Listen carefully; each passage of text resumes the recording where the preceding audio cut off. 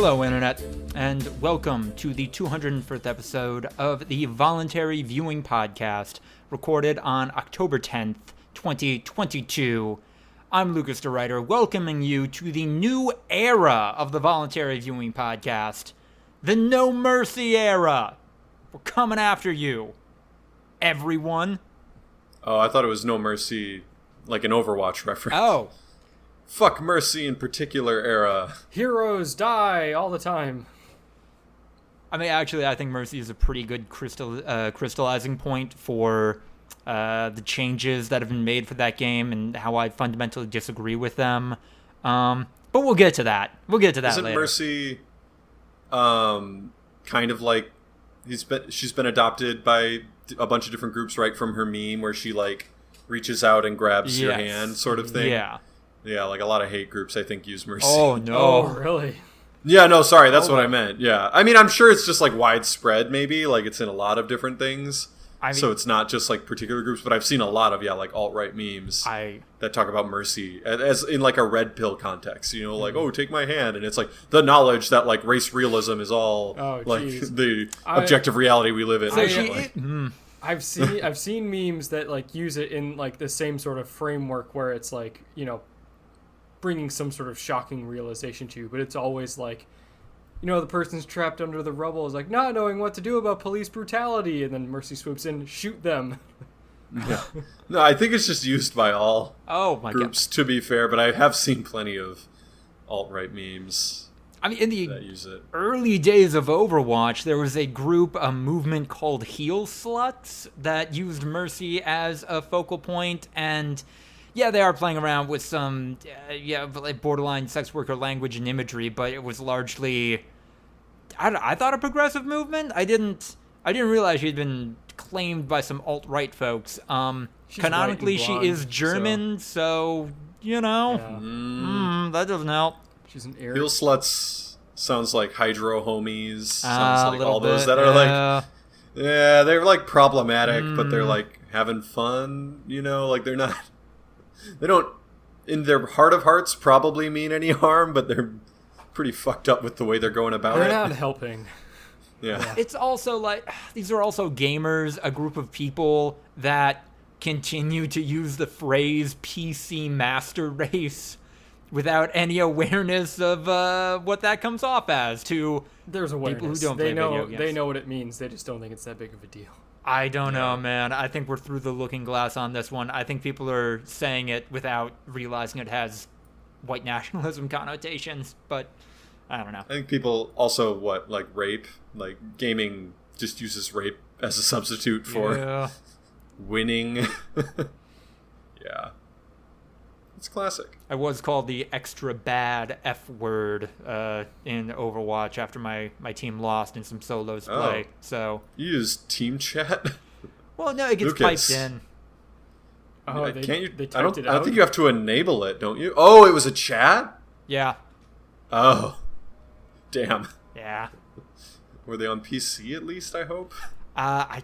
God, that would be some extra level salt, some extra vitriol to type that out on the PlayStation 5's. It was on a Nintendo Switch. Weird interface. Oh my God. Oh, that's easy then. You're just touching the screen. You're fine. Yes. Yeah. PlayStation 5 is a touchscreen too. Did you know that? Most of the time when you go to a keyboard, you can use your touchpad on your PS5 controller as like a touchscreen.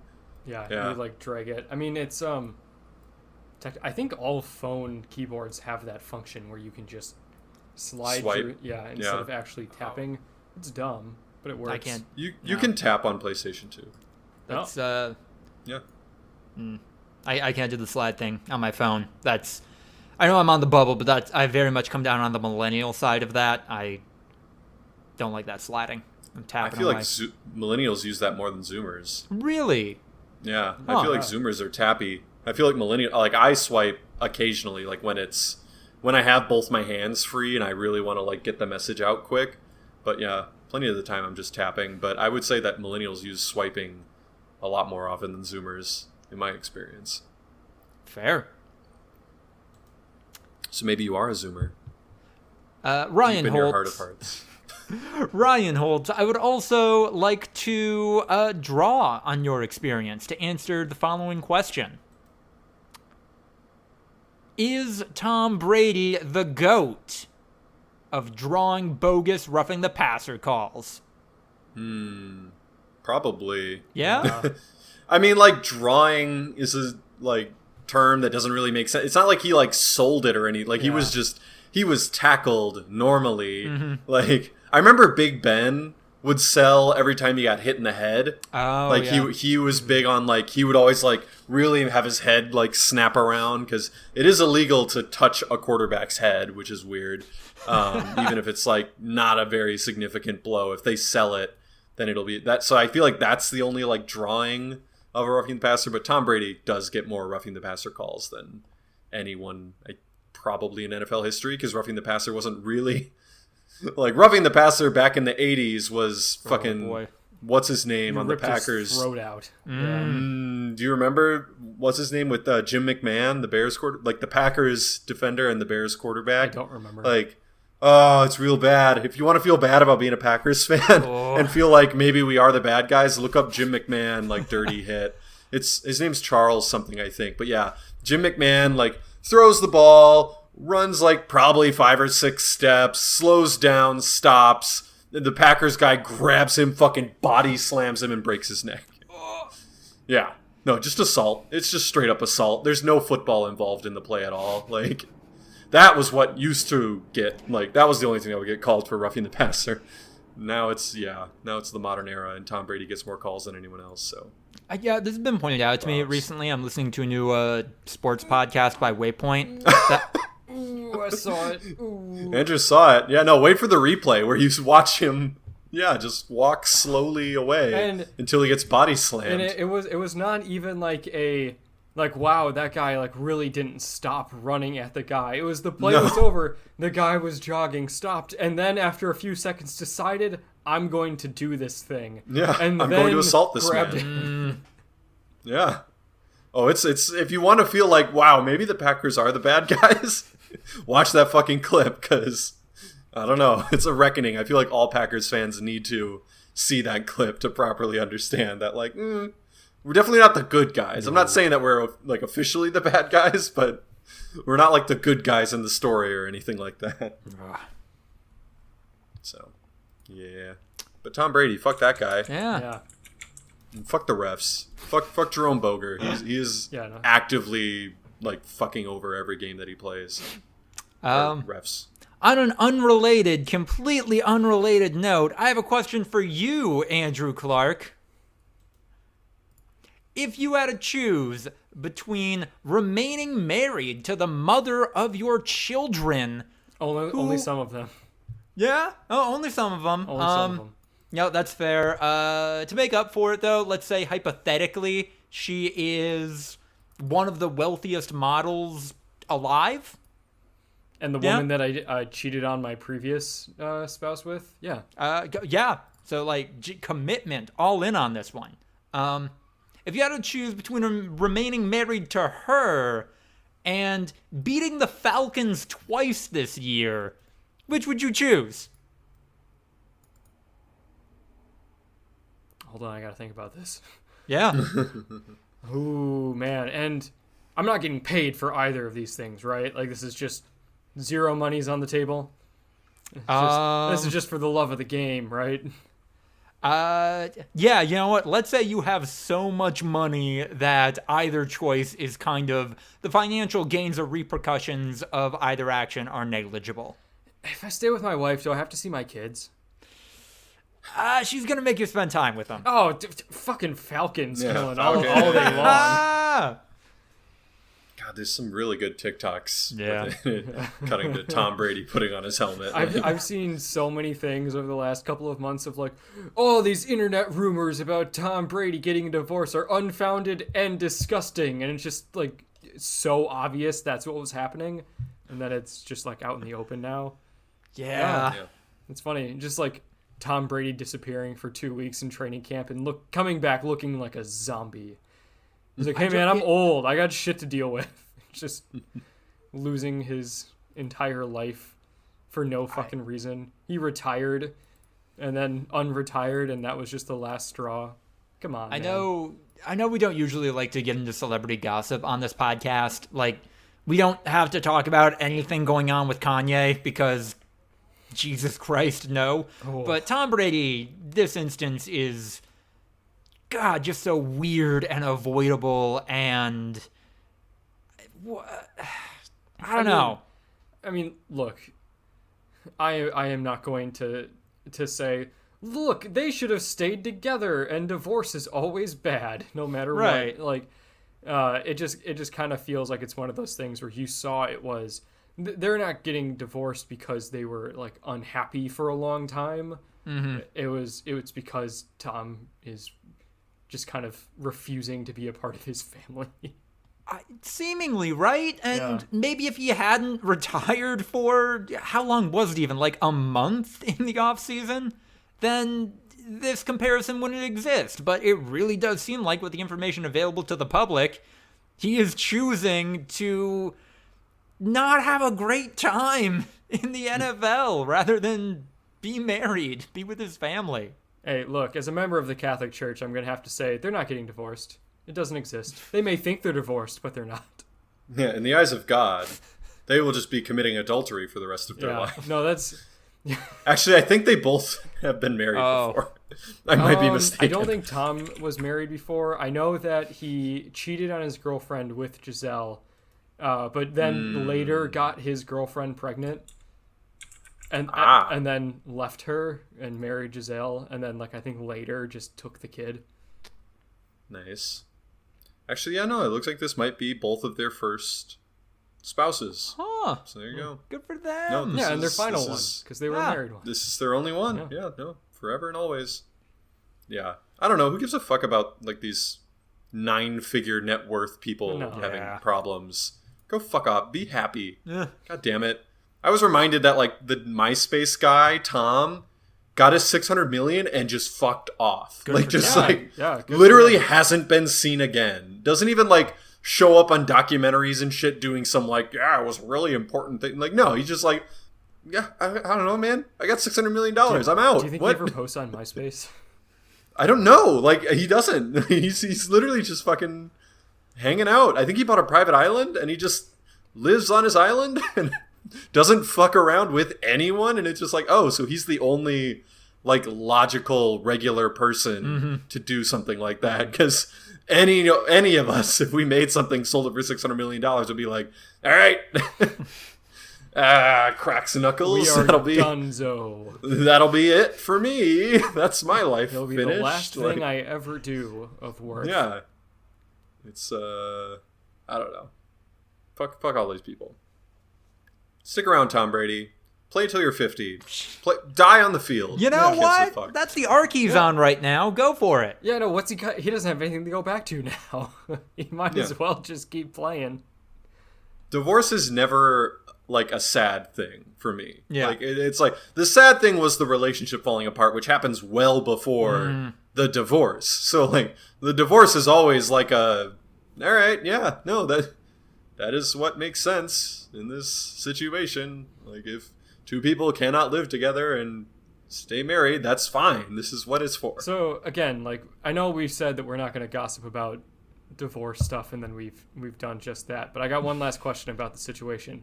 Do you think this divorce is happening because they just weren't happy together and, Tom chose one... let me rephrase this.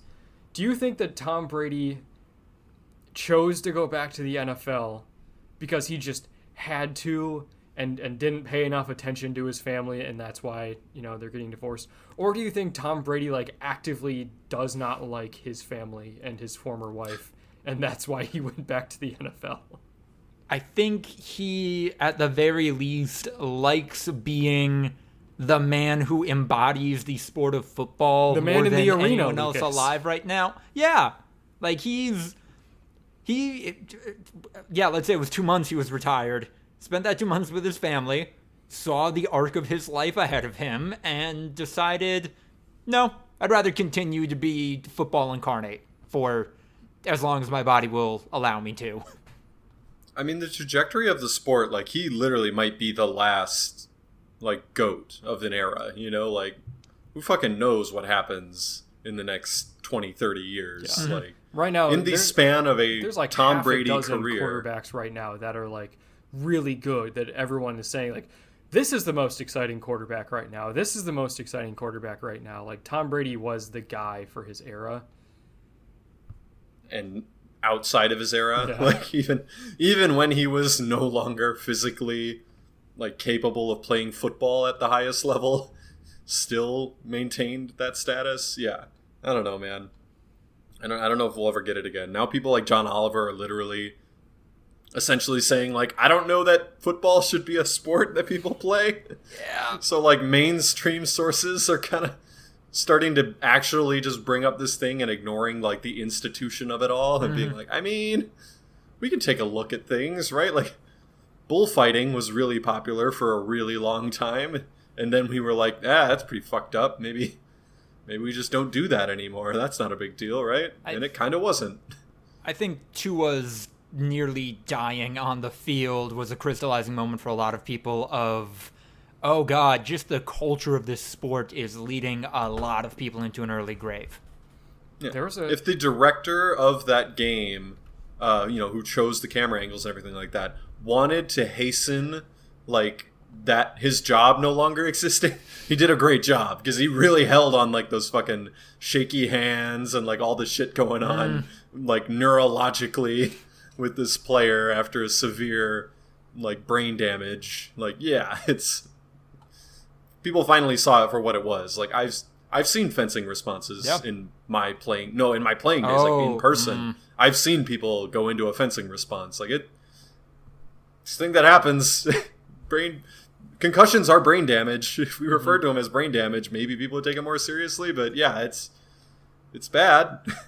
There was a guy, it's not good for you, in the Lions game last night who didn't even look like he got hit in any sort of way. He was a cornerback, Savion Smith, lined up against a New England wide receiver. A New England guy like blew past him, and it kind of looked like he like turned his head to like follow him, and he just fell over and didn't move for a long time, and he got stretchered out, and they're like, yeah, he broke his neck. Yeah. I mean, like, not like fully, like he sustained some sort of neck injury and was later released from the hospital, and they're like, yeah, he has most of his motor function back. Like, what the fuck? How does that happen? No, we're Packer fans. We remember, like, Nick Collins, the man we shall never forget, like the Hall of Famer potentially, who literally just his career ended. Looked like he went in for a tackle. His head got kind of compressed a little bit. It didn't even look that bad, even on like slow motion, super slow-mo replay, which usually makes all injuries look way, way worse.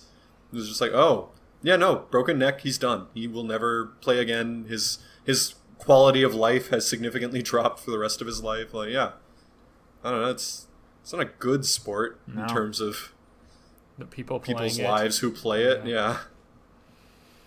But I don't know. There's a lot of sports I think that definitely belong on the list. Not to resort to whataboutism, but there's like we literally have a sport where we punch people in the head until they go unconscious for a certain amount of time. Yeah. That's played mostly by people of color.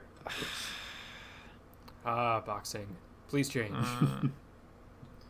You can't change boxing, right? Like, there's no way to make football. There are variants that are just safer. Like, you can play flag football. You can do other stuff. You can't just give Mayweather a couple of Nintendo Joy-Cons and have him play arms. I thought you were doing a Mayweather dunk. Like, just make everyone fight like Mayweather and dodge and stray away from direct conflict and score points. Don't actually try to hurt the other person. Yeah. All right. Well, now that we are filled to the brim with weird energy, let's go into news of the week and talk about one of the weirdest things that happened to me lately. The company I work for, Fandom, bought a lot of gaming websites and platforms that people, including myself, like. Ryan, I think I can talk to you about this. You work for a place that is in news, in headlines. It's fucking weird when you wake up to a work email and then sign into Twitter and then see people talking about the context of that work email.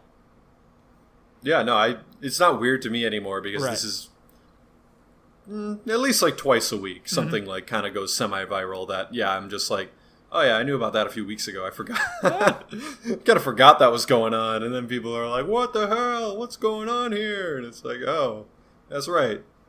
Every time we cancel a show, Twitter fucking loses their goddamn collective minds.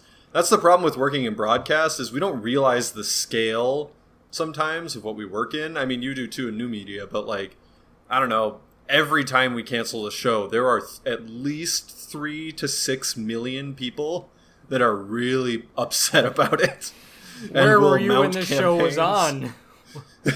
They were there watching, but that's not enough sometimes. Like, we cancel shows that have audiences, weekly audiences of 5.5 million people that tune in to watch it live. Like, that doesn't even count all the people that are watching it delayed or on streaming. And we are like, unfortunately, that's not enough. That didn't make us enough money. We had to cancel it. And then they're like, what the fuck? What's all this? This doesn't make any sense to me. And they call my personal extension and they write emails to anyone at the company that they can find their email address. They know how to get a hold of you? Like, your personal extension's just available? Oh, yeah. No, it's not available. They're just social engineering. Oh. They'll call the main phone number that they've probably called a million times and ask to speak to someone in this type of setting, and it'll get forwarded a couple of times, and before you know it, it's like, oh, hi, I guess the buck stops with me, a junior level employee who was told that this thing was happening, and there was nothing I could do about it. No, we're not bringing back the new misadventures of Dice Clay. Sorry. Move on with your life.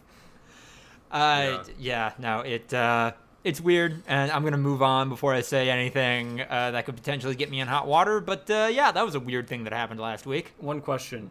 What's up? Either of you can answer this. You're going to bring back Final Space? You're going to appease that one guy on Twitter? Man, did you see some of the stuff the creator, what was his name? Olin Johnson? Olin Rogers. Some of the stuff he was putting out there to try to get the show picked up by somebody else or get fans to clamor for that. Mm-hmm. He did J.K. Rowling and was like, yeah, if we got one more season, Little Kato would have come out as gay. And like, Jesus, that is in bad taste, dude. I'm sorry your show got canceled, but don't use representation as the worm to get people hooked. Yeah, that's weird. Post the fucking receipts of the writer's room openly discussing the character's sexuality before they came out, if you really want any level of cred for that. Yeah. But, Final Space on broadcast. The last couple episodes of that show that I watched before I gave up was Lil Kato, like, actively pursuing a woman with, like, goo-goo eyes and shit. Yeah. You're like, if he's gay, will you bring the show back? Yeah. Please? Oh, let's do this thing. Oh, man, I'm a Nazi now. I'm being canceled. Hey, right-wingers, don't you want this right-wing show to get picked up and get more seasons? Because then I guarantee Fox Nation will pick it up and give it another do it just season, to spite the libs. Kato would have come out as a fascist. Turns the racism dial 5% at the time and keeps looking back to the audience. Yeah. But that would be what would actually get it picked up by a network, if that's what he is so desperate to do. Ben Shapiro's network or whatever. Fox Nation, man. Fox Nation picked up Cops. Fox Nation picked up... there was another show. They tried to make a Dog the Bounty Hunter show, but he was so racist and fucked up that they couldn't air it. Oh, no. No, Fox Nation is now, they will pick up anything that gets canceled that is even remotely right-wing. So. Speaking of things remotely right-wing, I added this bullet point before he started saying some weird stuff on Twitter.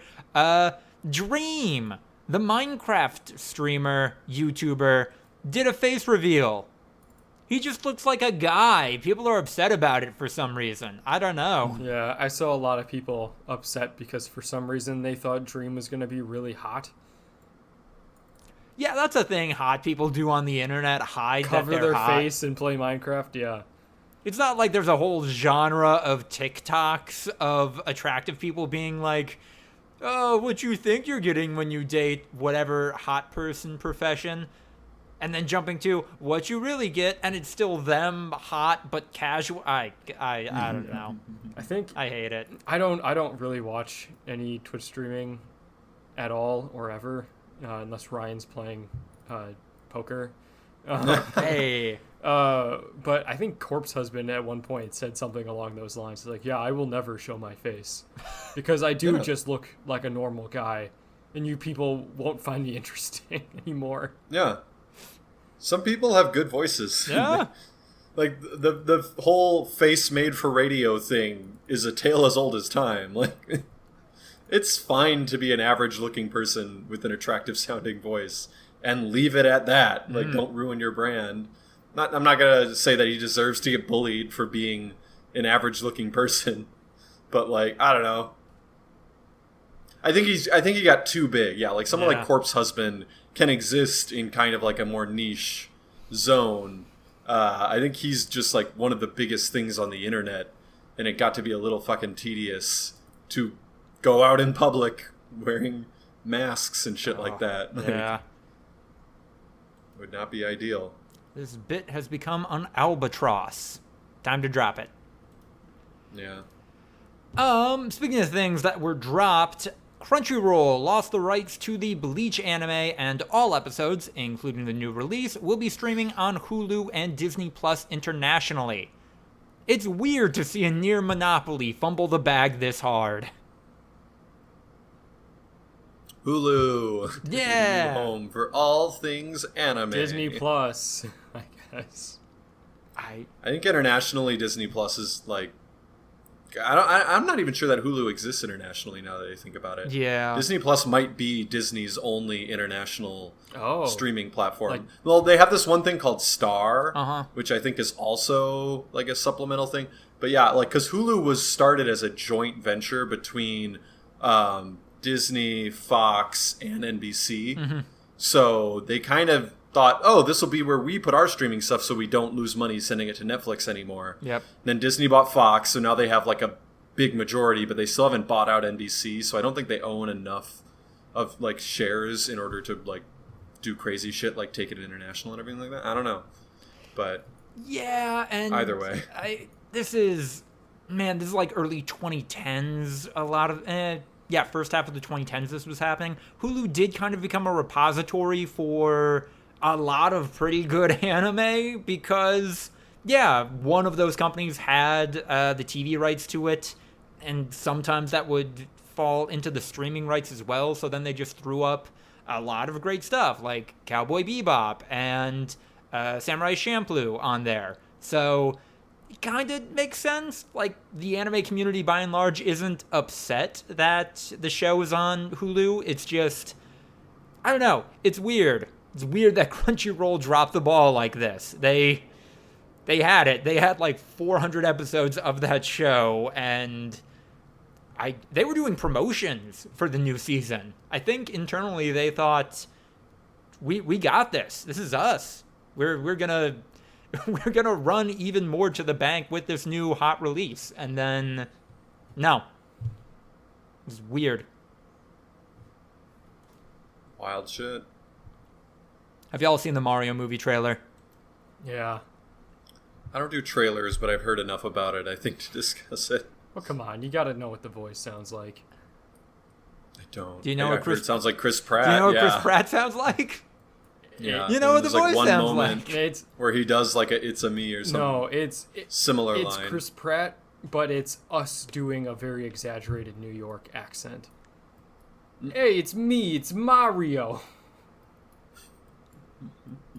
Hey, Let's Luigi. go. Let's get some of our mama's gabagool. Come on. Hey, Luigi, you're breaking my balls here. You can't go up to Jersey anymore, Luigi. Fat Mike's gonna bust your kneecaps. There was someone, like, apparently some of the hype was, like, people liked it, right? What was the... There was some character, like a villain or something like that, that was well done. And they were like, oh, wait, is this going to actually be good? Yeah, the Kamek performance was pretty spot on. That is a weird old wizard turtle. And, yeah, Jack Black as Bowser is as Jack good Black as everyone thought it would be. Yeah, no, Jack Black as Bowser, pretty solid. Yeah. That's just the right amount of daddy. And then Chris Pratt goes, I'm Chris Pratt. Yeah. Hey, I'm Star-Lord.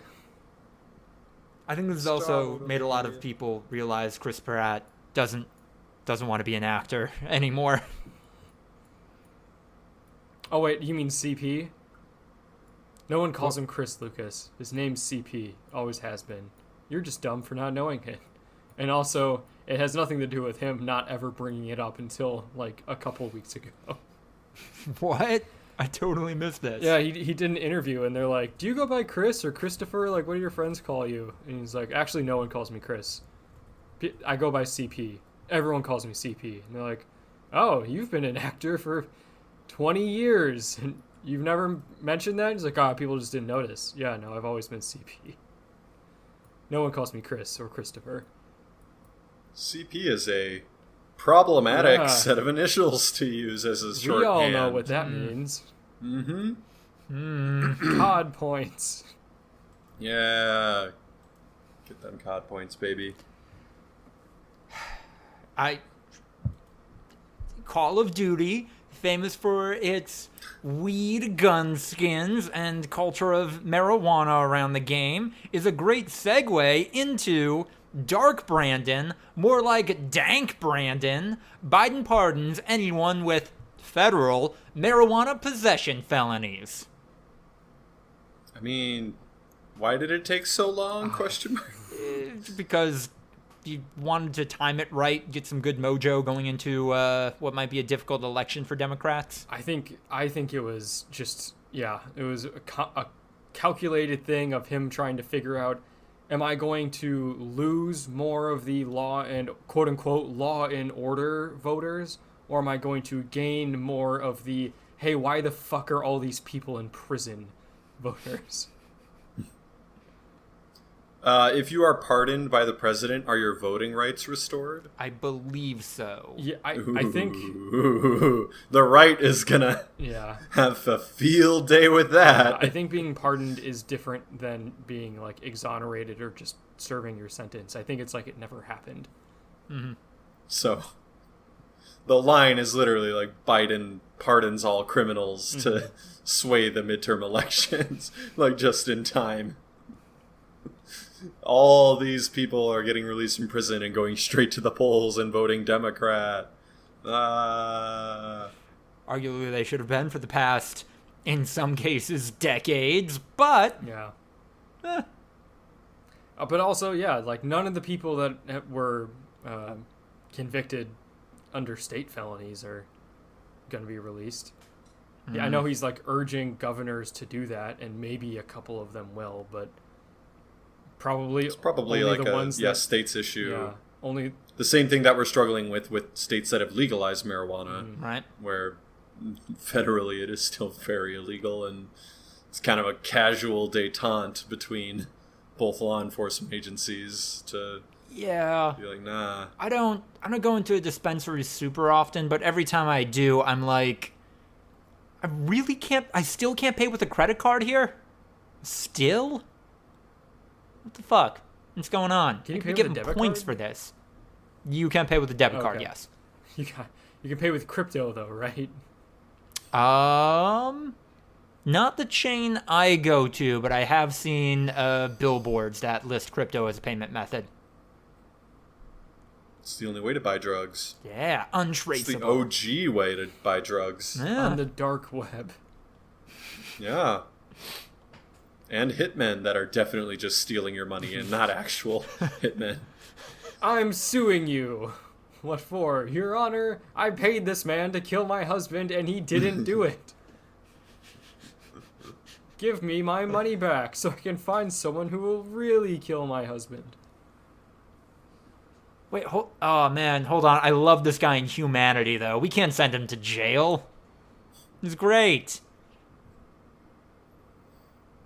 That was a very deep Barry Season 3 cut for you folks at home.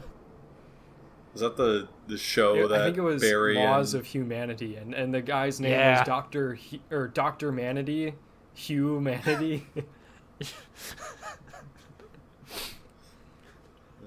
God. I hope that makes our top 10 for the year. I know it'll be bottom, but I hope we can get it in there. It's not going to be on my list. I'll tell you that much. I've definitely seen some stuff this year that's been worse than Barry. But... Oh, I've seen worse. We've seen probably 15, 20 shows that are better. Oh! So, we'll see. This is what we do. This is what we do in Q4. We start building hype for the end of the year. We're good at our jobs. I see things that are in not berry red, but a more red. Take it away, Ryan. Real red. Draymond Green straight up Superman punch Jordan Peele. That would be so crazy. Much better. That would be the weirdest thing that's ever happened. No, Jordan Poole, his teammate at a practice. This kind of... Oh, yeah, no. The video... So, to go into it a little bit more in depth, basically it came out that Jordan Poole and Draymond Green had an altercation at practice. Oh. And it was like, oh, weird. And everyone was just kind of like, yeah, I don't know. Things happen. It's whatever. Like, move on. You know, like kind of... That's where it stood for a couple days. Everyone was like, what? Altercation? What does that mean? And the Warriors were kind of like, I don't know. They disagreed. They shoved. Whatever. After a couple days, I think it was it Woj or was it Shams? I don't remember. One of them, like one of the NBA beat guys that has repeatedly proven that they have no morals whatsoever, who shares an agent with Steve Kerr, I think. I'm trying to remember the connection, but like it's obviously like this became a company thing. Basically tweeted that like, oh, some words were said and Draymond like shoved Jordan Poole. It's a non-story, guys. This happens all the time. And then like less than 24 hours later, TMZ Sports, the absolute GOAT, fucking gets just an uncut YouTube clip of security footage that's just Draymond jawing at Jordan Poole kind of calmly jawing back a little bit but not a lot, Draymond Green clearly being real mad, walking up, getting right up in his face, Jordan Poole kind of like shoving him away, like, why are you right in my face? Not a forceful shove, like a get out of my face between us now. And then Draymond Green fucking cock-backed and UFC Superman punched the shit out of him. Like he ran towards him to increase the momentum of that punch. Yeah. No, it's a real move in the UFC called a Superman punch. Like it is getting as much momentum as possible behind your fist and striking them directly like on the button and trying to knock them out when they're kind of, it's for when you're woozy and you have a bit of a head start, like you're like separated but you notice that the guy's stumbling. That's when you pull out a Superman punch. Like you are just trying to break their defenses and end the fight in one punch. And it was like with form. Like it wasn't like a wild, like when you see fights happen in games, it's kind of clear that no one's heart is really in it, because like even if they're throwing punches, it's kind of like flailing arms, you know, like he was like fucking dedicated, like I am going to knock this man out as hard as I can, and he crumbled. Like Jordan Poole hit the fucking ground and is apparently not happy about it, and nothing's really happened yet, but a lot of takes have been, how did this get out of the Warriors camp? Like those video guys should be fired, and not holy shit, a guy assaulted another guy. Unless this is Donald Trump going, those that leaked the corrupted, the corruption-filled calls that I made with foreign nationals should be persecuted for treason, and that's the big story here. My first thought is, I think TMZ, very complicated outlet.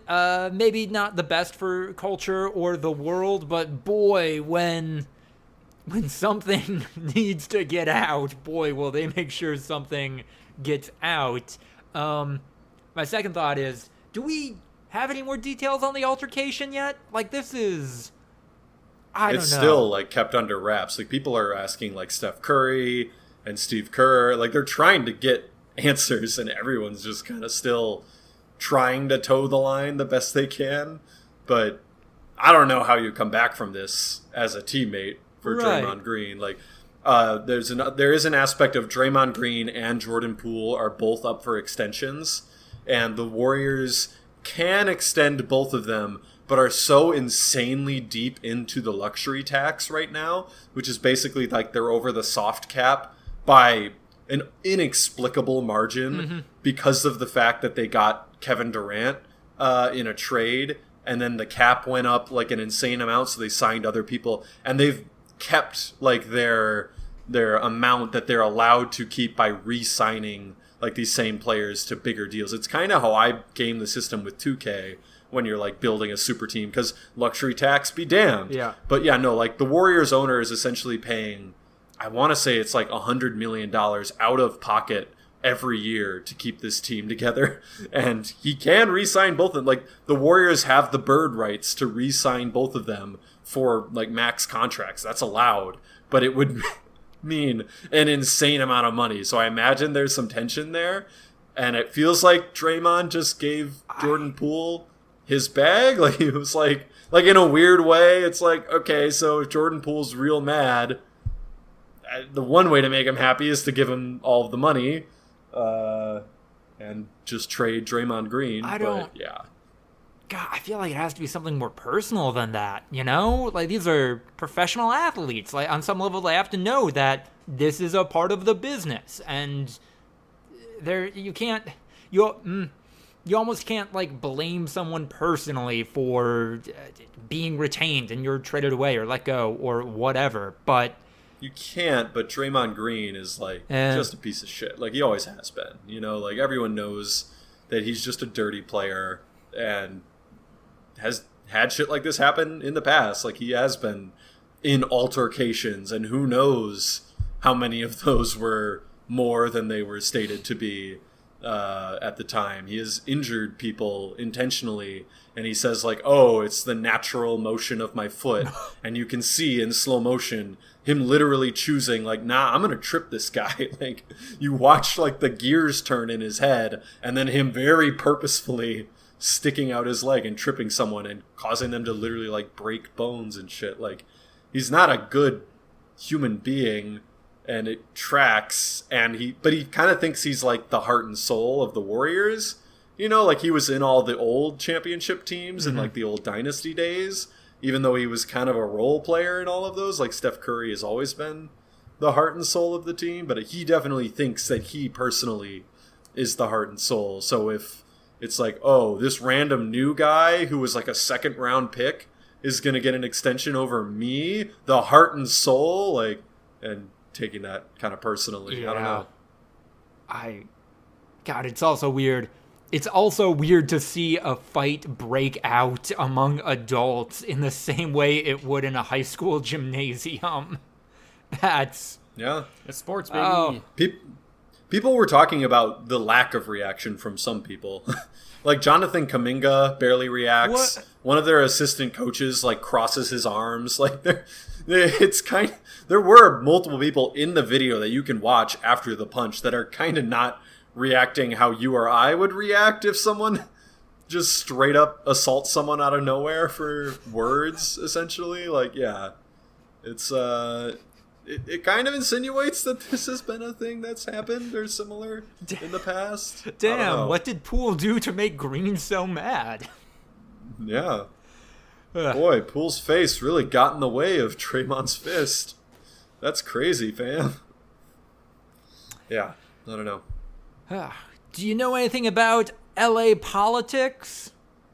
Yeah. I don't know if you guys have seen this, but it's a perfect representation of, like, what goes on in the room where it happens. This weekend, a massive scandal broke out because the president of the city council of the city of Los Angeles, like an hour-long recording was released of her just being super racist and fucked up about the redistricting process of Los Angeles. Like, you really got, like, the racism and everything like that is just despicable, and it is hard to listen to. Like, people have cut together kind of highlight reels of some of the horrifying things that she said. ESPN's but not like top tens. Yeah. No, like, yeah, like cutting out the boring, like, oh, but, you know, District 14 has this, you know, water treatment plant. We need to consider moving, you know, like that type of shit. For the, like, oh, this councilman, he's a bitch. He's with the blacks. Like, just like really, like, oh, wow, this is next level shit. But yeah, you really also get a glimpse into the room where it happens, where people just divvy up like our political system in a back room with like 4 or 5 insiders who are like, no, we do this thing so that we stay in power. It's kind of crazy. There's been some calls to resign. She's endorsed a lot of candidates for this upcoming midterm election. Who fucking knows what's going to happen there? Hope you didn't submit your ballots already, LA people, because next week or two might be a little fucking crazy. I can only read this sentence in Broden Kelly's voice, in his affectations. Along with revealing cruel and racist comments, the leaked audio also offered a rare window into the behind-the-scenes machinations of the redistricting process. Yeah. And to share a theme with the Draymond Green thing, that was the response of some members of the city council, was like, well, California is a 2-party state, so this recording was made illegally, and whoever recorded it needs to be brought to justice. And it's like, hold on. I'm going to go ahead and say that Richard Nixon, if he did some of the shit he did behind closed doors in California, would we really be talking about the fact that 2-party consent was broken? Or would it be like, nah, this is pretty newsworthy. This is a leak that needs to happen. Like, I don't know, man. It's pretty fucking wild that was some people's initial reaction. But yeah, no, and these are all Democrats. That's the other thing. Like, this is LA, you know? Like, this city is run by Democrats. It is, like, some of them probably more in name only than others, but, like, they are essentially all Democrats. A lot of them are people of color, and they're literally just talking about, yeah, no, we gotta slice and dice this fucking city up to keep our voters happy and stay in power, and it's kind of wild. Like, this is the biggest metropolitan area in the United States outside of New York, and in a lot of ways politically it's more of like a single body than New York City, with like the borough council and stuff like that. Like, LA County in particular is kind of the main political hub for like local power. And yeah, just reading the literal president throwing out slurs, calling a man's adopted black son a monkey. It's pretty wild. I don't know why, but the fact that some of the racism was spoken in Spanish is, God, that's next level for me. That is, why is intersectionality so hard? Right. I mean, it's not like the way to look at it, but the reason that like we take literal racism from white people more seriously than like this like weird hypothetical like, well, black people can make fun of white people, like, is because of the like power dynamics involved in this, like the oppression and everything like that. But this is a literal city council president. This is a woman with enormous power who does shape poorly of outcomes, a specific race. Exactly. And has the so power like to do things to harm them. Yeah, this is the type of racism that when people are talking about, like, no, like, Hispanic racism should not be taken in the same breath of, you know, or in the same, you know, kind of outlook as more white racism because of the hegemony and like the aspects of that. But yeah, no, like this is someone who is basically saying like, no, this district, which is primarily black, should not get this economic advantage because I want like my voters and my people to be in power. Like, yeah. Fucked up. It's pretty fucking wild. And it all leaked to Reddit.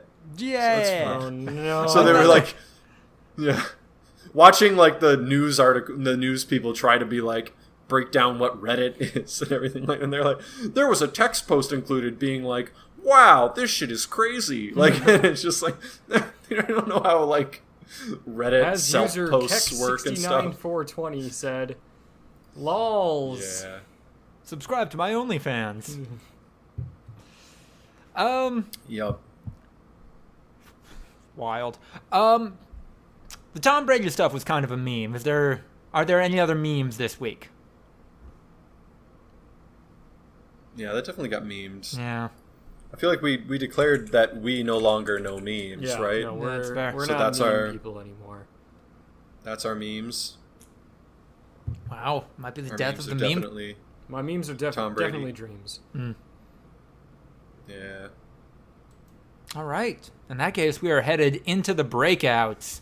I got a lot of nerdy shit. The first one is Action Button's review of Boku no Natsuyatsumi, a game that only released in Japan for the PlayStation 1 that I cannot play, not because it was never released in the US, but also because there's not even a translation of it in an emulation somewhere yet.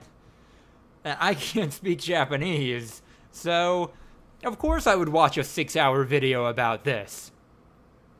Oh god. And I enjoyed myself. I think it's I think it's time to learn Japanese, Lucas. Yeah. You've known this for a long time. You've been on the cusp forever. Yeah. You are the Kylo Ren meme of I know what I have to do, but I don't know if I have the strength to do it. I've tried. My brain isn't great at that. At that kind of information learning and processing.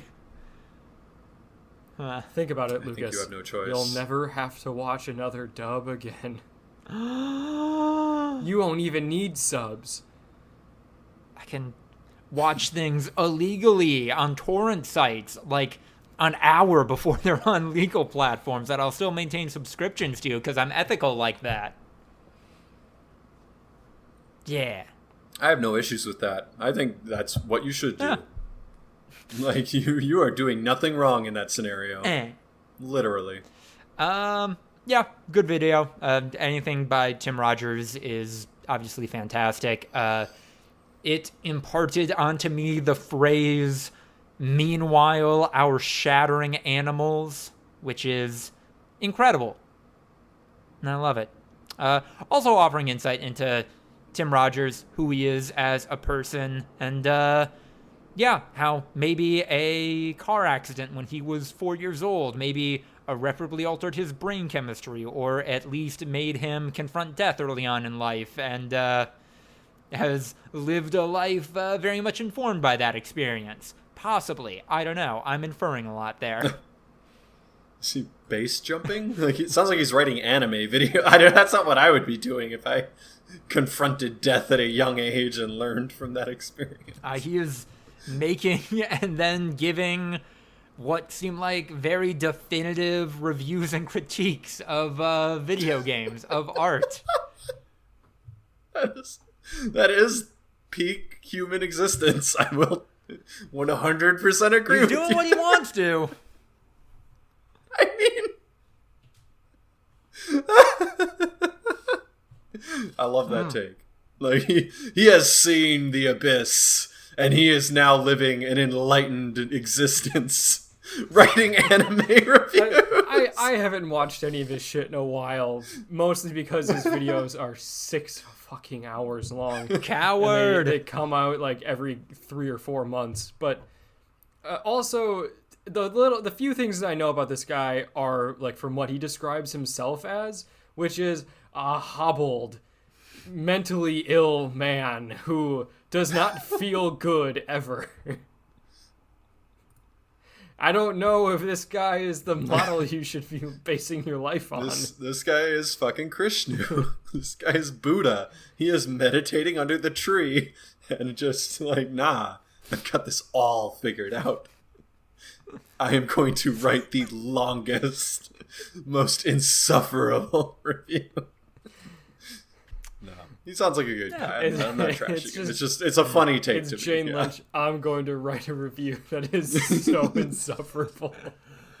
But this review also made me realize that, hey, Japanese media, maybe stop making stories about how fantastic and better rural Japanese communities are than seemingly any other way to live your life. I haven't lived there, but as somebody who comes from a rural background, I think there's some universal truths about living in those spaces that Boku no Natsu Yatsumi, My Neighbor Totoro, media of that genre, tends to ignore. And if somebody wants to pay me to write about that, my Twitter DMs are open. Wow. I don't know, Lucas. That seems pretty Western-centric of you.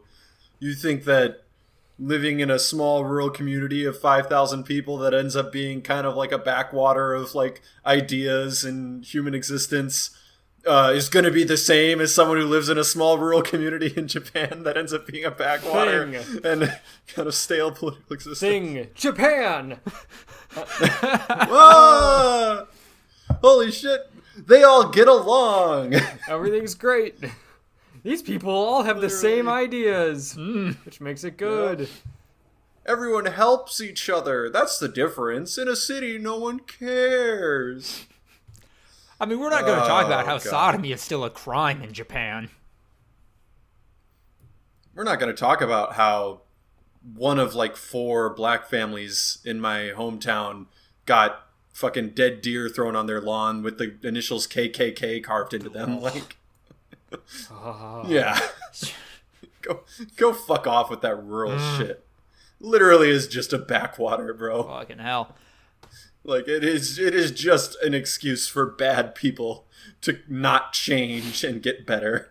We care for our neighbor here, unless they do something I don't like, in which case I will shoot a gun when I know that the cops aren't around. Or even if they do things we do like, and just, I don't like them, because insert reason here. Yeah, that kid seems a little They're fruity. Presbyterians, and I'm a Methodist.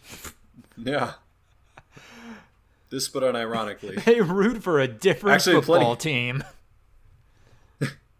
Plenty of anti-Catholic sentiment in my particular hometown. Wow. Weirdly enough, yeah. No, a lot of people thinking Catholics are like the like extreme religion. Yay! I'm oppressed. Yay! Those Catholics are so fucked, and it's like, you guys, they're literally the same. Like, what? Andrew, Ryan and I were talking about this before. Are you having a Catholic or a Protestant wedding? We're not having either. I mean, wow. Who's your officiant? Do you have like an officiant? The officiant is a Lutheran pastor. Oh my god! But that's a Protestant wedding, Andrew. Yeah. You dirty. Okay, dog. first off, no, it's not a Protestant wedding. Second of all, fuck off. I don't care. The Pope sheds a tear. I haven't been to church in like 3 years. That's the most Catholic thing you can do, Andrew. That is a very Catholic thing. She did ask, like, hey, like, since you're Catholic, are you gonna have? Is there gonna be anyone in your family that has a problem with me doing the wedding? I'm like, oh, why? Because you're Lutheran? She's like, no, because I'm a woman. And I'm like, if they do, they aren't invited anymore. Like, they get kicked out. What? Wait, do they think that? Oh, because Catholic priests. Yeah, because Catholics don't allow women to be priests. Oh. Okay. So I thought that they just thought Catholics are like super sexy. Oh, no. Which, I mean, yeah, the Catholic Church. Yeah, absolutely. I thought they were saying like, no, I know. So your family is Catholic, therefore individual members of your family are going to hate me because I'm a woman. Well, no, I see what you mean. She's saying that individual members of your family are going to be upset because we're doing things wrong. They'll know it's not a Catholic wedding, right? You're not. I don't know, what do Catholics do? They What would Yeah, do that would be like stereotypical. Have a lot of kids. I'm trying to think of something fun. Have a lot of kids. Well, what would, in a wedding, like, I don't know. They're drunk. not. Okay, I mean, they'd hunt down the non-believers and there you go. Crucify them. They're not having an inquisition Exactly. in the middle of your wedding. Anyone who is not Catholic, please stand. All right, round them up. Here we go. That's something I must inquire about here. Andrew, I'm sorry. Did you just imply that Catholics would crucify people of a wrong religion? That's like, no. I wouldn't put it past any Christian denomination to unironically call for crucifixion. Hey, no, they don't like. I don't think there's any stretch of the imagination that has to be made to see a Christian going, oh, you don't believe in Jesus? I'll make you believe in Jesus. I'll make you see exactly what he went through. Bring out the nails. I mean, like, the Romans keep really good records, and there was a guy named Jesus from Nazareth who did get fucking crucified. So, yeah, like, in a lot of ways, you would. I don't not believe that a guy named Jesus from Nazareth got fucking crucified brutally by the Romans because he was kind of leading a bit of a cult. Like, that all tracks. You don't have to crucify me to make me believe that. Was he magic? Prob's not. Hey, magic, also bad and not real. The power of the Lord, that's real. It's not magic. Don't say it's magic. That's what I'm going to go out on a limb as. If you can magically, like, kill me. Fair, you know? If you can call the power of God and say, kill this man, and I die, I don't know if I have anything to say to that. That sounds just What legit. if they're not able to channel the power of God, but they are able to get Satan to kill you? If they're able to channel the powers of the underworld and kill you, will you believe in God then? I mean, I'm not a big Satan guy either. But okay, but you're in this scenario, you understand that you are being killed by the powers of Satan. Oh. How? I don't know, like a witch comes Does out Satan and, appear? Like, a demon rips your head off or something? I thought Satan appears a la Ezio Auditore from Assassin's Creed and like ushers me into the afterlife. Requiescat. Hey, buddy. Pace, No, like, he puts his arm around your shoulder. Hey, man. We're going this way. Yeah, this isn't. He doesn't even take you to hell. He's just like, hey, man. Right. You and I got to talk. You're dead. That's how I think, like, Satan is, right? Like, Satan's probably not some weird, conniving whack job. He is probably just like all right, gotta kill. This is kind of my thing. I'm Satan. Guys, like, I'm going to be honest. You know? Since the invention of capitalism, like 80% of my job, I'm just checked out, you know? You humans are really good at spreading evil now and hurting each other. This is more bureaucracy at this point. I ain't gotta do shit. This is all great. No, I don't know. Smite me. Kill me with the power of God. Let me be. If I die, yes, maybe it's real. It's kind of like Game of Thrones with the fucking shadow monster that fucking Melisandre and Stannis make, and it's kind of like, wait, so that's real though. So it's kind of like, is it bad? Like, a real shadow monster just really did kill Stannis' brother. Feels like they're the real religion, right? Like, that is real. That is a thing that we've kind of glossed over in the Game of Thrones lexicon. Yeah. But like, the Lord of Light is both real and the correct one. Yeah, the correct religion. Right? The seven don't do shit. The old gods don't do shit. Unless are the elves, the fairies, whatever they're called, children of the forest. Are they the old ones? Is that like no? Okay, they're different. They're just a different. No, they're race. kind of just a precursor race. They worship the old gods. So like, unless you think that like they're better than we are, kind of like the noble savages thing. Like, no, they don't really have any more specialized knowledge than we do. They did do magic to create the first White Walker, but like other people do magic. Like, there's fire breathers and shit like that exist, and that doesn't mean it's like religion, you know. But like, they prayed to the Lord, and he had sex with a priest, and a demon came out and killed his brother. Like he that. did the thing he asked him to do. Yeah. Yeah. This feels pretty religion-y. Hey, I'm sorry, Father. I know you being a shoemaker, like you have a whole Jesus metaphor going on, but no, yeah, these guys can literally bring me back to life if I die. Like, yeah, Brotherhood Without Banners. What the fuck? That kind of just kept. That was just a plot device so that Jon Snow could get resurrected, I guess. Like. No, there were so many. Lord of the Light, kind of the real there religion. There were so many just dropped storylines in that show. And yeah. No, like that whole thing happened. They fought the army of the dead. And everyone's like, "Ah, man, it really makes you think. Really makes you think we should go continue doing that other shit that we were doing before we knew this was real." The real religion lit all the swords of the Dothraki, because once again, the Lord of Light was like, I'm gonna light these swords on fire. And then they all just got fucking mad. Like, they just all died. I know that they said, like, oh, we still have, like, half the Dothraki. That shit doesn't make sense. We all saw it. Like, every single one of them died in that battle. It's the Nathan Fielder thing. It's just like, half the Dothraki are laughing with me just off screen.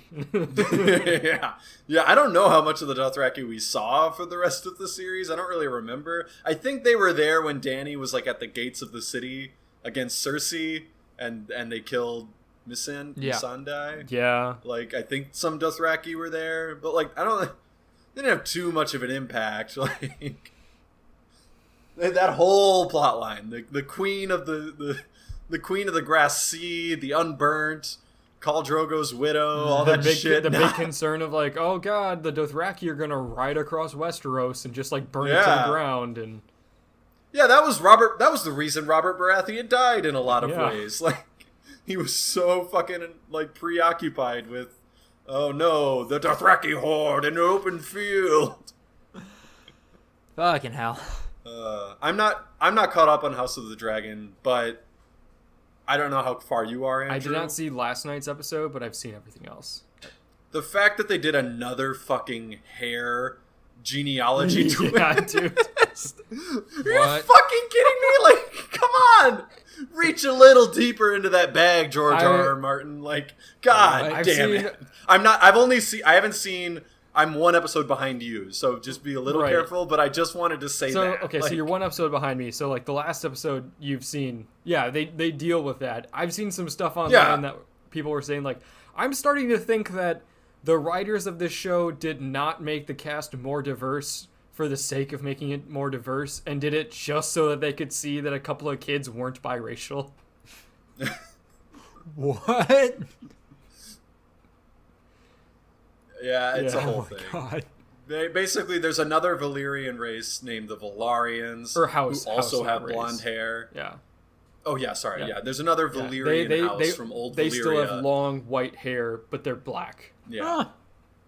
Well, they're not black in George R. R. Martin's universe, but in the show they are. Show, they've basically been portrayed as black most of the time, and she marries Lionel, who is like mixed race. His mom's a Targaryen, his dad's a Valarian, and I think what they're trying, like, I get what you mean with the whole, like, oh, they're not biracial, they're clearly white, but, like, they have dark hair. Yeah. I feel like is the main thing that the show is going for. Like, the kids have like dark hair. Meanwhile, all the Targaryens and all the Valarians have blonde hair, and it's like, if a Valarian and a Targaryen have a kid, you'd think it would be blonde, and it's just kind of like, but we did this. Can you come up with a different plot device? It sounds like some brown eyes versus blue eyes nonsense, and I don't know about that. But you remember that from the first show. That was the reason Ned Stark died, is because he was like, Cersei's kids. Yeah, Cersei's kids are blonde. That doesn't make sense because all the Baratheons have dark hair. That's the first moments of episode 6 when they have the new cast. It's like the queen wants to see the baby, and it's like, that's fucked up. Does she want to kill it? Jesus Christ. And then the queen's like, interesting. Dark it doesn't hair. Look like you. And then you find out it's the third baby that has dark hair. It's like, God damn it, we're doing the hair thing again. So yeah, very season 1 Game of Thrones vibes. It's almost like they're hitting the reset button and like, let's do over, please. Fantastic. How's our boy Crab Feeder? How's he doing? Do you actually want to know, or you're not going to watch the show? Is he coming up? Is he doing well? Okay, I have to say, you probably will like this show, Lucas. I know that you're very against it, so we're going to give you one last chance to not get spoilers. I think you would like this show if you gave it a chance. Why do you think that, Andrew? Because it has a lot of really... You liked Game of Thrones. You really liked Game of Thrones before it fell apart, and this is Game of Thrones before it fell apart, using different creators and more source material. It's very much along the same vein. It's got the same vibes. It's not derivative of the last show. No, hold on. The hair okay, thing. that was one thing. 5-minute conversation about it being derivative. Yeah, I don't know. You like Game of Thrones. We all like Game of Thrones. This is Game of Thrones Redux with new creators, more source material. This is using a George R. R. Martin novel, and George R. R. Martin is credited as a co-creator. He's very involved. Like, it's a good show. For now. It's got the classic. And I guess, you can just assume a show will eventually be bad. Barry but wasn't why watch anything this season. We loved the first Hold 3 on a seasons of sec. Barry. I'm not assuming the show will be bad on meritless grounds. I'm saying I think it will get... Yeah, you are. What happened with the original Game of Thrones? So if anything in, like, a universe is bad, that whole universe is bad? Like, that you can't possibly tell a good story? And I'm also, saying I think... if your argument is you should watch this show, it's like Game of Thrones, and my response... It's like early Game of Thrones. Because the good parts of Game That's our parts of core it. argument. No, because there's source material. Because they are going off of established source material. There is no off book. Like, this is all from a book that is finished, unlike A Song of Ice and Fire. They can't possibly go off book. Like, this is it. This is the full story. We know the farthest this story can go because... we know the ending if you read the book. Like, it's out there. This is a complete story. It's completely different. Like... It's like watching the Hobbit movies and being like, those Lord of the Rings movies, no way they could be good. Like, things can be bad within a universe and other things can be good. And sure, season 5 of House of the Dragon might be not great. I don't think they're going to make it that far. I think this is like 2 or 3 seasons. Like, it's not a very long... It's like one Game of Thrones book. I've started to speculate that, like, if they want to try to, like, draw this thing out, it would be like House of the Dragon. The show is not about this, specific group of characters. It's like the generations and stuff, and like season 9 of House of the Dragon would be like the Mad King and the Rebellion. I don't know. There's other Game of Thrones spin-offs in the works. They're just gonna do another spin-off, and it'll be in the same universe with different characters. Jon Snow. Yeah. House of the Dragon will end, but insert other spin-off will begin. And those other spin-offs might be trash. I'm just saying the House of the Dragon is good. Like, it is good TV with great characters, is very well written. It's very similar to early Game of Thrones before it got shitty, and that is because it is going off of established source material with a very, like, knowledgeable creator who really enjoys the universe. And if you listen to George R. R. Martin give interviews about the end of Game of Thrones, who's kind of boxed out, like D&D wanted to fucking leave and go do Star Wars and shit, and said, no, George, we don't care that you don't like this decision. Like, we're gonna do it anyway because we gotta slam this bad boy out in 7 episodes so that we can go make $200 million or whatever. I don't know. You would like it. You're I don't know if you're holding out because you don't want heartbreak, but you would enjoy it. That's a big part of it. There's a lot of anime happening right now. Chainsaw Man releases tomorrow. I'm trepidatious about that, but looking forward to it. A lot of sequels, a lot of follow-ups, but I will shout out a new series, Akiba Made War, which is like, what if The Wire, but instead they are all proto-influencers, and it is ridiculous and very fun. I'm gonna need more. I'm just gonna need. We've had several conversations about what a maid cafe is, right, Ryan? Okay. Yes. not several, but we've discussed it, I think, in the past. Making it sound like we're just like, really... no, it's one of our favorite musings, Lucas and I. I'm going to kind of pump the brakes a little bit. So, Ryan, you've been into maid cafes, like, quite a bit, right? Ryan, you and me, we really love maid cafe. I'm like, I'll distance a little bit, but okay, so, yes. And I don't want to get too far in the weeds on this, because I am by no means an expert.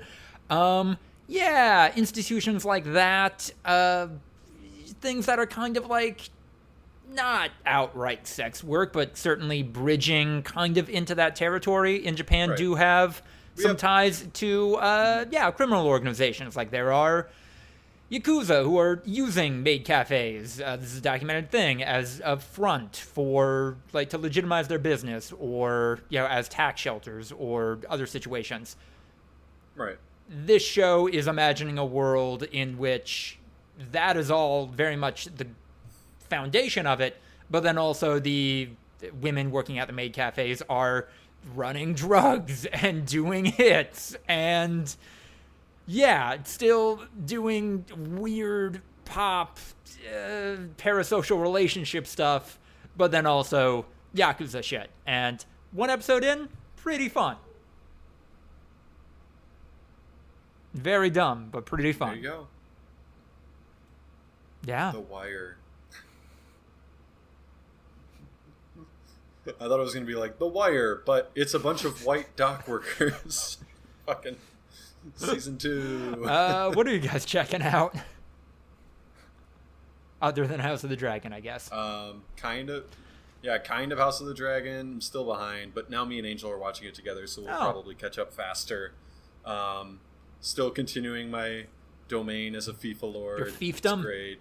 Fucking dominating fools. Ha! I like that one. That's a good one. What else is going on? I'm fucking watching this show called Reboot, which is on Hulu. It is a comedy about not rebooting, but what's the other term for a TV show? Revival. When you bring back an old show. Yeah. But revival. Yeah, doing a revival. But the show's called Reboot because it's very inside Hollywood. Like they constantly talk about like the industry and everything like that. So for me in particular, it's very fun. It's very BoJack Horseman had a lot of those types of references where it would be some sort of reference to things that like people who work in Hollywood get a little extra kick out of it. So, but it's fun. It's got Rachel Bloom. It's got Johnny Knoxville, Keegan-Michael Key. It's a weird cast. I think that's part of the point. But yeah. Cool. I started reading this in October and then realized after the fact that this is a pretty good Halloween thing. I read the pretty highly appreciated manga series Monster, which is, at this point, it's kind of a trope. I think when this was written, it was a little fresher. Basically, the idea of this doctor saves someone's life, and it turns out that person is maybe the worst person imaginable. And then 10 years later, kind of goes on this journey to stop the serial killer whose life he saved from doing more serial killings. And very much enjoyed it. It is dark, it is moody, it is a really good rumination on the nature of hatred, inherited trauma, white nationalism. Pretty good. Andrew, what are you checking out? I mean, other than what we've talked about and what we're gonna talk about in the group chat, just Elden Ring. Ooh. I beat Renala. Witch Mommy Renala, yeah. Okay. Wow. I'm still getting lost in the. I mean, for one thing, each character has like 6 different characters whose names sound remarkably similar. George. And also, some of those characters have pseudonyms that are just the original name with like a couple letters switched around. I am Rena the Witch. 4 hours later, actually, I'm Ronnie the Witch. Why? Yeah, why? Like, when we first met and I brought you into my team, I told you I was Ronnie the Witch. Or Rena the witch. I've come to reveal my true identity. Ronnie the witch. Nothing about me is different. I didn't know who you were before this exchange. This doesn't... Yeah, okay. No. I also know that there's a guy named Margit and another guy named Morgott who are also just the same guy, and it's one guy that, like, hid his identity, but doesn't look any different at all and says the same shit. Wait, you're not there yet. I saw some shit later on. It's kind of hard to avoid spoilers in a game that requires you to systematically spend like hours reading and watching YouTube shit in order to figure out what's going on and also what to do. No, that's what me and Ian are for. I'm glad you're enjoying it. How do you like the Sword of Night and Flame? It makes things a lot easier. Yeah, dude. It's just... It does kind of like bring back what I was saying before when I first started playing the game. It's just like, oh yeah, you want to play the game? You have to do this thing that they don't tell you to do and is in this very remote part of the map. And if you don't do it, you're fucked. And like, oh, what? You didn't find the Flask of Wondrous Physic? How did you not find it? You have to travel 4 hours to get it, and it's in the middle of nowhere. You had the option to buy a hint. I bought a hint at a merchant last time I played, and it was just, tanks are strong. That was it. It was like, yeah, those big things that roll around and spit fire, those things are tough to kill. So, oh, cool. Thanks. I mean, did it lie? Where's the fucking No lie? lie. Not useful. No lie. Not a lie in sight. I mean, I think it also told you that its weak point is behind it, which nope. No. Oh. I already knew that because I had fought them already. But no, it doesn't say that. Okay. It just says watch out for them. They're tough. With where you are. Oh no! Don't. With where you are in the game, I think the fight with Radahn is coming up for you, the Festival of War, and if you choose to do that, I look forward to hearing what you think about it, because that is one of the most fun and interesting fights in any From Software game, maybe. Is that the one where you can ride your horse? Yes, and also summon a bunch of dudes. Okay. God, you need them. Oh.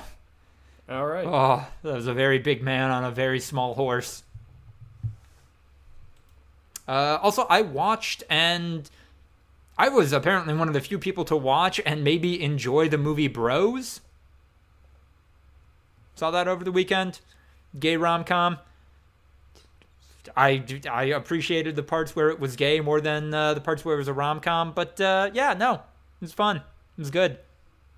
Very interesting perspectives on the queer experience, and I dug that. Yeah.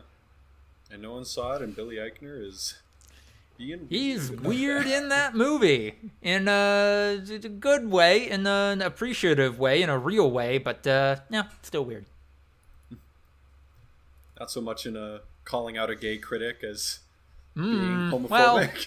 Well, and then that gay critic going like, just because I don't like your representation of gay movies doesn't mean that I'm homophobic, considering I am gay. And Billy Eichner going like... Also, I don't think he needs to be calling people out. I looked it up last night. It has like a 90% on Rotten Tomatoes. People, yeah. No, people like it. It just didn't do well. And now Billy Eichner is claiming like that's because everyone's homophobic. And it's like, well, might not be for... Like if you can't get the entire like LGBTQ community to watch your movie, do you think people in rural America are gonna watch it? Like, it's just kind of like, yeah, it might just be a narrow audience, and that's fine. You can make a movie for a narrow audience. There's no problem with that. Like, hopefully someday it becomes more wide and everything like that. But movies can bomb, and that's okay. It's being hailed as like a true step forward in like LGBTQ representation, and is going to be a trailblazer for years to come, and is getting good critical reception. Like, what? Yeah, just be happy. I don't know, man. Boy, you're Billy Eichner. He really was playing it close to home when he played himself in that movie, huh? Yeah. Oh, Billy Eichner's kind of, I don't know. I've thought for a second, I was like, oh boy, am I homophobic? Like, I had no desire to watch that movie. And then I was like, I have never seen a rom-com in theaters in my entire life. Literally never once have been to a rom-com in a movie theater. So I'm kind of like, you know what? Gonna give myself a pass. It does have the air of a movie that, man, this would have done really well on like HBO Max. I mean, did it need the budget that it had? Because it had a bunch of no-namers, right? Like the second guy was from like Lifetime movies, like Luke McFarlane. The co-lead was Billy. Like it's kind of just a guy. Boy, I think the most expensive person in that movie was probably Ben Stiller as a cameo. No. You don't have to pay for that. No, cameo is different from a bit part in that, yeah. Most of the time, those are just an actor being like, yeah, whatever, no, come on. Like, for SAG minimum, like the literal minimum amount that you pay me.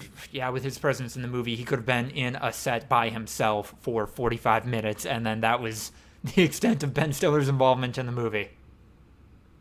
Huh. Yeah! I see. It was your second most bisexual role ever. I wouldn't put any That's labels fair. on the D. That's fair. He did come out as roughly 1/8 of who he is, but that's fair. That's part of 1/8 of 1/8. Yeah, I don't know. It was $22 million. Like, it's not a huge budget. Hasn't done great, but I don't know. There's been bigger bombs. I think this weekend didn't a movie bomb really bad. I think. I'm trying to remember. I have no clue what came out this weekend. I know. I don't think anyone did. I'm trying to remember what it was. Amsterdam. Oh yeah. Amsterdam came out. Margot Robbie and Christian Bale, and it's just absolutely fucking bombing. Let's see what the budget was. Amsterdam budget. No, they're giving me like a trip to Amsterdam, relatively cost. Yeah, that's an $80 million movie. Yeah, like that's 4 times the budget of Bros. So, and it did somewhat comparable at the box office. So it's kind of like, a bomb's a bomb. Oh well. Yeah, look, I know it's only been out for 3 days. Budget $80 million, box office $9.7 million. That's never getting to $80 million. It got lapped by Smile, which was in its second week and was originally supposed to be a streaming movie. So, the ad game on that was on point, though, for Smile. Yeah. Yeah, they did have some good... Yeah, no, scary good premise, at least. His head went upside down. Yeah. Scary guy sitting behind the catcher at a Dodgers game or something. I don't know. Speaking of crazy shit, do we have any vitriol left for Purple Hearts? I don't. I've spilled all that my Purple Heart has held. I maintain that it wasn't that bad. I maintain it was just a slightly below average. I want the world to know, though, that in the universe of this movie, the writers chose to have the Iraq War still be a thing. This movie takes place in 2021. Yeah, no, it could have been anywhere that we currently have troops. Like, we still had troops in Afghanistan. Yeah, we talked about they also had troops. Assuming it took place in, 2021, we did have troops in Iraq, some, as we were pulling out after the occupation for ISIL. So, we had some, but... And I just I cannot envision the reasoning for that decision being made, or if they were dead set on, this is taking place during the Iraq War as a principal part of this storyline, saying it in a time when that would have been appropriate. I am baffled by that. It is one of those moments where, it's like, you're a writer. You choose how this goes. You created this story and the characters in it. Or you're not bound by any constraints. Except you have to say that the United States military is great.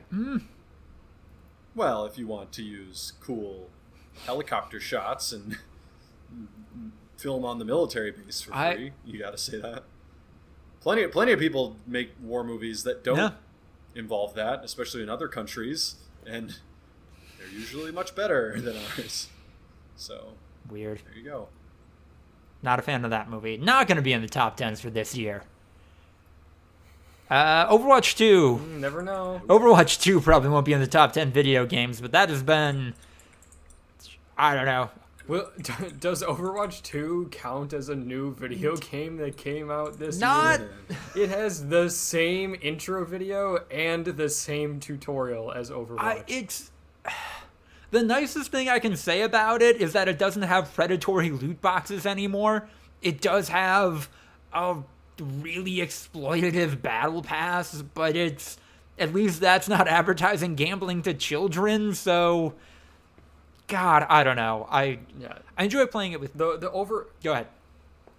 No. Sorry, I cut you off. I enjoy playing it with you guys. Like, it is a good hangout with friends game until video games I actually want to play. Bayonetta 3, the new Pokemon games are out, but God, I think about just the direction Overwatch has taken and how it almost seems like the team behind the initial release of Overwatch 1 crafted a really interesting and, God, I think mechanically good game that people who aren't great at shooters could find something to do in Overwatch 1.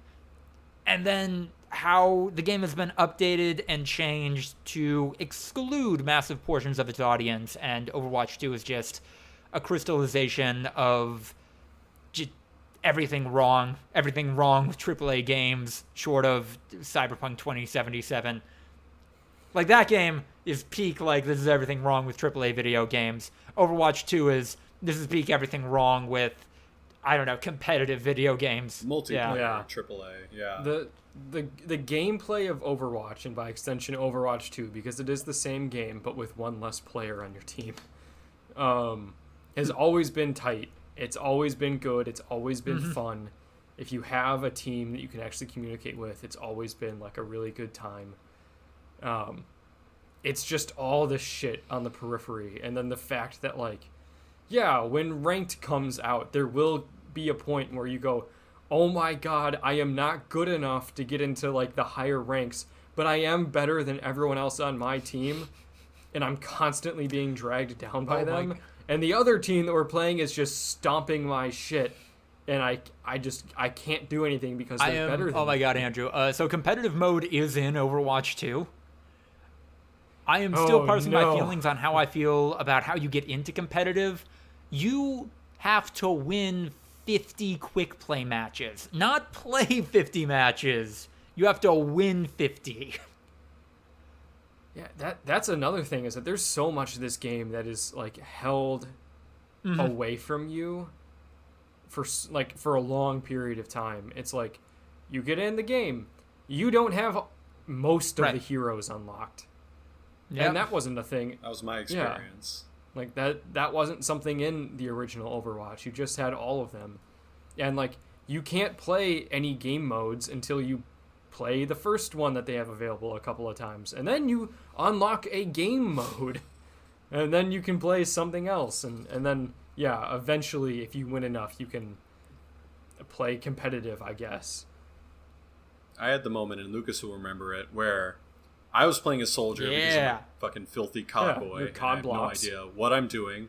Yeah, I have literally no idea what I'm doing. Like, I had no communication, and, like, I don't freaking know. I'm like, I'll go out and shoot people. And sometimes it worked really well, but sometimes not. And there was one moment where they had a Soria, I think, right? Who was just fucking wiping the floor with all of us. And I was like, I'm trying to fight this Soria, but her gun is better than mine, and she has twice my health.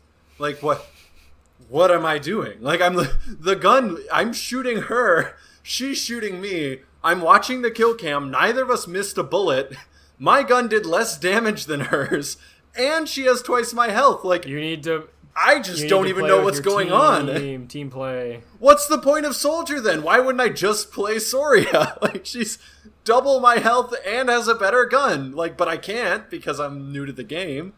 Like, it seems like she just has a gun, but is also a tank. Like, I don't understand the downside compared to Soldier. Like, how is that balanced? I think, Lucas, you said, like, she's slower, but I'm like, I don't know, you're not moving all that much as Soldier. Like, it's COD, you know, you're trying to, like, get in cover and, like, come out of cover and stuff. Like, same thing applies if you're sorry. I was just like, I don't understand how this is balanced. And maybe Soldier's, like, a basic-ass hero and isn't designed to be competitive, but, yeah. God, yeah, I'm not going to offer any insights into the competitive Overwatch scene because, God, that's a whole ball of wax. Increasingly, I only hear about it when I learn about people being really toxic, and I don't know, I'm sure there is some competitive Overwatch player who would be like, yeah, you know, most of the time Soldier is pretty mid, but under very specific circumstances and a specific team comp on a specific map, he's the most overpowered player in the game, and Blizzard should nerf him. But that competitive Overwatch player is probably 21 and has a 17-year-old girlfriend, so I'm not going to look too far into their opinion. Right. And yeah, casuals will literally never unlock that type of scenario. Like, it literally requires, it's 5 people on a team? Like, it requires all 5 people in constant communication, knowing not only, like, call-outs, but also, like, various set pieces that the team can run, like other competitive shooters, where, it's like, okay, let's do a green 23 right, you know, and it's just like, oh, we all know our roles in a green 23 right, I'll go Soldier, like, kind of like in fucking Players when they got into the League of Legends lore, and it's like, wait, they're choosing this character? Like, that makes no sense. Why would he ever do that? Because in this scenario, obviously he would choose this character instead. And it's just like, what? How do people even develop this base of knowledge? The worst nouns you cannot take. Oh my God, he's going Pompler? What's happening? Yeah. No, like that's what that types reminds me of. I don't know. I guess that's where I'm at with Overwatch 2. Ryan, you summed it up really well. The match we played, I don't know why we lost that. I don't understand. There was the game where Reinhardt was on our team, and I went 12-1, and the Reinhardt went 6-0, and they basically never left their spawn all game. And then there was the game where I went 2-7, and everyone on our team was negative, and we got fucking rocked. And I was like, I don't know the difference between these two games. I don't know what we were doing right in the first one, and I don't know what we were doing wrong in the second one. I'm just very confused. I did the same thing in both games. I played the exact same style. I was getting into cover, coming out of cover, shooting my grenades, laying down my health kits every single time the R1 thing was enabled. I played the exact same game. In one of them, I led the entire team and dominated. In the other one, I was the worst player on our team, and we sucked. And I don't know the difference. I don't understand. That might be I don't know if you guys, I know you guys had your session last night. I don't know if there was more communication from the Overwatch people who know what they're doing. But in our mini session, it was definitely I don't fucking know, man. I'm shooting a guy. There's a guy over here. I'll shoot him. It was definitely Lucas and I doing most of the talking. But a lot of what the other people were saying was, all right, so what does this guy do? Well, what's left trigger? What? Oh, I have a shield. Okay. So I think people might communicate more once they figure out what things are. Mm-hmm. I mean, I'm a little past that, I think. What does this button do? But I it's very confusing to me. Battlefield 1 or any Call of Duty or PUBG or I feel like most of my shooter knowledge goes across. Apex was a bit of a stretch, but I think that's because the PC Apex community was just insane, just so hard. It was so hard. Andrew, you came on PC and were like, "Oh no, I've been playing on PlayStation for months and it's been fun." And then I come on PC and I can't even get a single kill. So I think I attribute that more to the PC community than anything. I feel like my knowledge goes across, but Overwatch was just I don't know. I mean, Overwatch is also crossplay, so there may have been just a squad of PC players that wiped the floor. Nah. It happened a few times. I feel like we only had like one close game, and it was because we fucked up. All the other games were blowouts one way or the other. And in a way, our close game was a blowout because it was the capture one. We got it up to literally 99, and then we squad wiped, and then they went all the way to 100 and beat us by 1 point because we could never take it back. So in a way, that was also a blowout. The very first match of Overwatch 2 I played in a solo queue, I got a triple kill with Diva's ult, and then we proceeded to lose the game phenomenally.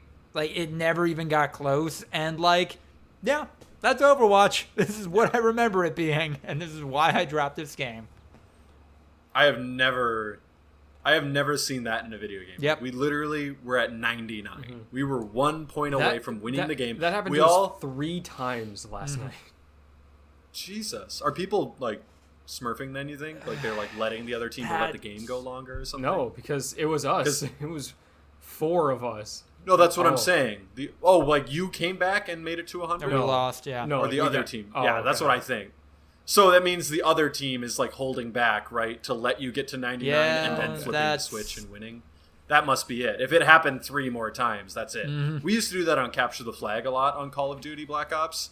You can only capture the flag 3 times. So we would capture the flag twice, basically immediately, and then the entire rest of the game we would play 5-on-6, and the person would grab the flag and go sit in our base and wait for the time to run out, and then capture it at the last second. So that we could all get more kills. Like, they literally just, we want to play more. And these guys aren't good. We'll let them get all, okay. This is all making sense now. I had never seen that before, and now if it happened multiple times, I know what happened here.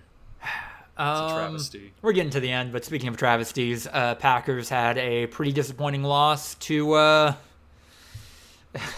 to the Giants. The New York football Giants. You know, my only opinion... if I wake up at 6 a.m. to watch a football game on a Sunday, my team should at least win.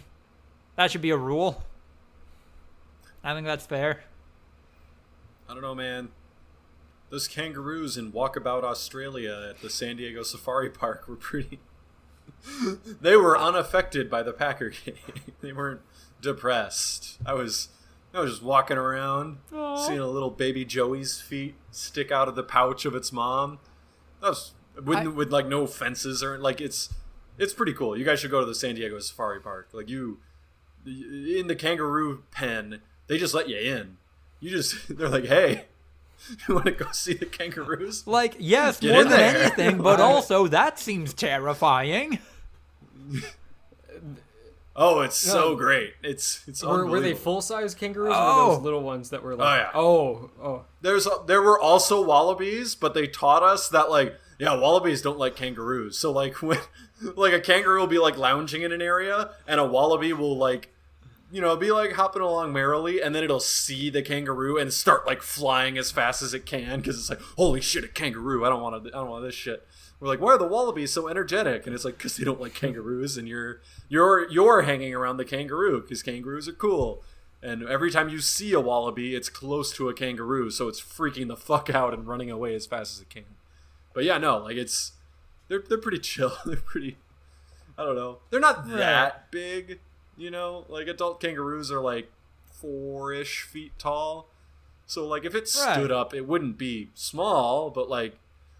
You're not intimidated. They're not like taller than you are. I think they might be all female. Mm-hmm. Like that happens a lot at zoos, So maybe like male kangaroos are more aggressive and bigger. But good. Yeah, they were all chill, hanging out. Like if they come on the path, you are allowed to pet them if you want, if they let you. So it's basically just how close do they get to the path. Can I ask you a bit of a kangaroo trivia that I'm curious about? So I heard recently that, you know how joeys will like climb into the pouch as soon as they're born? I had heard recently that they're still technically fetuses when that... Yeah? Yeah. Oh, that is... Oh, they look super metal. No, they're like little gummy bears when they're born, and they get into that pouch and live in the pouch for 6 months. Okay, that tracks. And out. Like that is... Yeah. And their fur is the last thing to develop. So like even when they stick their head out for the first time at 6 months, they're all like red, like skin monsters. They don't get cute until like a few months after that. God, human babies suck. Can you imagine a child, kind of an embryo, a fetus, having to like, hey man, welcome to the world. You gotta climb. Like, what feels like a quarter mile to you at your size to survive. Yeah. In terms of body length. Yeah. Yeah, no, we saw the Joey, we saw his feet. It was, they weren't what you would think of when you think of kangaroo feet. Like you wouldn't know that it was feet unless you saw that her pouch was like super swollen and was like moving around as it tried to like, find the nipple and everything like that in there. But no, it was fucking cool. Also saw a platypus. Platypus didn't give a fuck that the Packers lost. Those are the only platypi outside of Australia on the planet. Oh. So I had a moment where I talked to Angel and I was like, I am the only. I can say with confidence that I am the only person in my ancestry to have seen a real platypus. Like, they literally, up until they came to the San Diego Zoo, have only existed in Australia because they're very rare and very difficult to take care of. And I was like, holy shit. No Holtzes, no all my other ancestors have ever seen a fucking platypus. Love that. This is kind of crazy to think about. Outside of that, only other thing I can add to the group chat, season 6 of Rick and Morty continues to be excellent. Did everyone watch I haven't seen like Jesus, dude. Episodes. Oh no. Yeah, no, I've fallen behind. I've been busy. I'm watching other stuff, but I'm watching House of the Dragon once a week. Rick and Morty is half the length of House of the Dragon. Yeah, that's true. It's more like a third because House of the Dragon frequently is an hour, like a true hour. Fair. I don't know, man. It's a really good season. When you said, Lucas, like season 6 might be the best season, I was like, I don't know, man. Some of those, like season 2, like it was just like hit after hit after hit. Like, I don't know. But at this point, like, honestly, I haven't had a miss. Like all 6 episodes, I've liked some more than others, but every episode has been like Ryan's seal of approval. A little concerned for the remaining episodes with some plot developments, but we'll see. Yeah, I like it, man. Like that's Rick and Morty to me. They fucking threw that shit in the trash. They're like, I don't give a fuck what the audience wants. I don't know. You'll see it when you get there, Andrew. But it's people like you and me who you would think, because we're like, oh, we like the Lori shit. That's kind of fun. Like, let's Deus Ex Machina our way out of this in a way no one will like, and that's why it's hilarious. Right, in a way that's intentionally obtuse and like intentionally Rick and Morty. Like, no, I understand that this is a bad thing to do story-wise, and that's why I'm doing it, is because you and I both know that this is bad storytelling. And that's why I fucking but then like the characters are also motivated by like spite. So like the characters that do the thing that they do out of spite makes it that much more like it makes sense. Okay, last hint I'm gonna give, and I'm gonna do the wind down. Andrew, this most recent episode was also like kind of maybe a reference to a piece of media that released on a timetable that wouldn't have allowed the Rick and Morty writers to have made fun of it. They seemingly just arrived at this concept a little bit and incorporated it into the story. It's weird. It's weird and fun. And I don't know. On this podcast, we have different opinions on that Netflix movie, but I feel like that Rick and Morty maybe did it a little bit better. I don't know. Oh boy, they knew. I don't know. If you're ready for the second Jurassic Park pun title, get ready for this most recent episode of Rick and Morty. Just when you thought they couldn't do more Jurassic Park, they do it. I will say, really quick, my one gripe, because it's not spoiler related at all, this is like the nerdiest fucking writer's room of all time. No one stood up and said, Oil is not from literal dinosaurs. Oil is from plants that existed during that era. Dinosaurs were not nearly plentiful enough to create oil. God damn it. I get the joke, but motherfucker. Right. You're so nerdy. You're so nerdy. And no one stood up and said, They're I all don't on like that Molly. joke. They don't care. The nerd should care. Like, if I was on Molly, I would care that much more about the fact that, like, no, a Tyrannosaurus Rex is not powering your goddamn car. That's not how any of this shit works. 0.000000001% of my car is powered by Tyrannosaurus Rex. You can't prove otherwise. No. Okay. I can't prove that dinosaurs literally existed. Well, they didn't. Because The devil put them there. Yeah, the devil did put our bones there in order to tempt humanity. Whale to bones. God. That's just fact, but... And just when you thought this podcast was getting a little long in the tooth, we're wrapping up episode 201 of the Voluntary Viewing podcast, which will almost certainly be titled... what did I write down even? I think just the right amount of daddy or something like that. If you like what you heard, like, comment, subscribe, etc. Follow us on Instagram and YouTube and TikTok. Highlight clips there. ActBlue link in the description. Support us on Patreon, enjoying the likes of the terrific Tiffany Cole, Sucky Badger, and Sensual Richard Nixon. Follow us on Twitter at V2_podcast, and follow me at Lucas Drider on Twitter to keep up with all of my writing. Made it through Monday, everyone. Good luck getting through the rest of the week. Goodbye.